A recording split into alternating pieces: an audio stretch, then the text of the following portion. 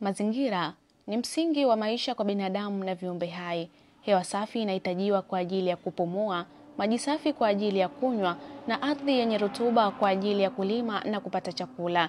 Vilevile mazingira hutunza mifumo ya kiikolojia ambayo husaidia katika mzunguko wa maji, mzunguko wa virutubisho na urari wa asili ambao unahakikisha kuwa viumbe hai wanapata makazi na chakula.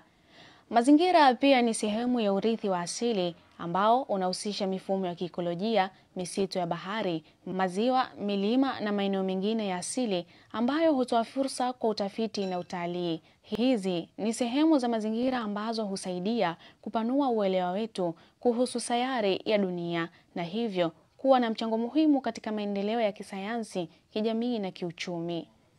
Kutokana na shughuli za kibinadamu, mazingira yanakutana na changamoto nyingi ambazo zinahatarisha ustawi wa sayari yetu. Uchafuzi wa mazingira ni moja ya tatizo kubwa linaloikumba duniani kote. Uchafuzi huu unahusisha uchafuzi wa hewa, maji na ardhi. Uchafuzi wa hewa unachangiwa na shughuli za viwanda, usafirishaji wa magari na matumizi ya nishati kutoka kwa mafuta ya fosili kama vile petroli na diesel. Uchafuzi wa maji pia ni tatizo kubwa ambao maji ya bahari, mito na maziwa yanachafuka kutokana na shughuli za kilimo, viwanda na majengo. Kemikali, taka za viwanda na plastiki zinazozunguka ni vyanzo vikubwa vya uchafuzi wa maji. Uchafuzi huo unaharibu mifumo ya kiikolojia ya maji na pia unahatarisha afya ya binadamu na viumbe hai wanaotegemea maji kama chanzo cha maisha.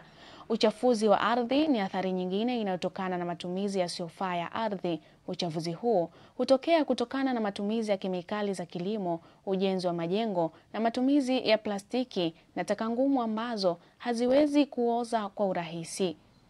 Mabadiliko ya tabia nchi ni moja ya matokeo ya uchafuzi wa mazingira na matumizi yasiyofaa ya rasilimali za asili. Mabadiliko haya yanahusiana na ongezeko la joto duniani, kupungua kwa mvua katika baadhi ya maeneo na maafa ya asili kama vile vimbunga, mafuriko na ukame. Ongezeko la joto duniani linachochewa na utoaji wa gesi chafu ambao husababisha joto la dunia kuongezeka na kubadilisha mifumo ya hewa ya hali ya hewa. Mabadiliko haya ya tabia nchi yana madhara makubwa kwa kilimo, ekolojia na mifumo ya maji, na upungufu wa mvua katika baadhi ya maeneo husababisha ukame. Hata ingawa changamoto za mazingira ni kubwa, kuna hatua mbalimbali ambazo zinaweza kuchukuliwa ili kulinda na kuhifadhi mazingira kwa manufaa ya sasa na vizazi vijavyo. Elimu ya mazingira ni hatua muhimu katika kuongeza uelewa wa watu kuhusu umuhimu wa mazingira na athari za uchafuzi wa mazingira.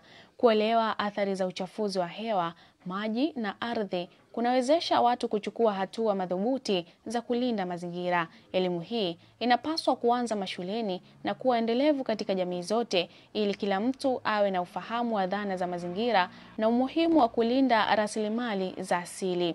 Kutumia nishati mbadala kama vile jua, upepo na maji ni njia bora ya kupunguza uchafuzi wa mazingira. Nishati hii ina manufaa kwa mazingira kwani haichafui hewa na husaidia kupunguza utoaji gesi za kijoto. Kupanda miti ni moja ya njia bora za kulinda mazingira na kupambana na mabadiliko ya tabia nchi. Miti husaidia kupunguza kiwango cha carbon dioxide katika anga, hutoa oxygen na hutoa makazi kwa wanyama na mimea. Kupanda miti kunaweza kuwa suluhisho la kudumu katika kupunguza athari za mabadiliko ya tabia nchi na uhaba wa misitu. Mataifa mbalimbali duniani yanahitaji kuungana na kutunga sera za kisheria za kimataifa zinazolenga kupunguza uchafuzi wa mazingira. Mazingira ni rasilimali muhimu inayohusiana moja kwa moja na maisha yetu ya kila siku. Hata hivyo, uharibifu wa mazingira unaathiri kwa kiasi kikubwa ustawi wa binadamu na viumbe hai wengine. Ili kuhakikisha kuwa tunapata faida ya mazingira kwa vizazi vijavyo, ni muhimu kuchukua hatua za kulinda na kuhifadhi mazingira kwa njia endelevu. Hatua hizi zinahitaji ushirikiano wa jamii zote, serikali na mashirika ya kimataifa ili kulinda mazingira kwa manufaa ya sasa na vizazi vijavyo. Makala hii imeandaliwa na The Heart of Zanzibar News na kusoma kwako Maua Ramadhani.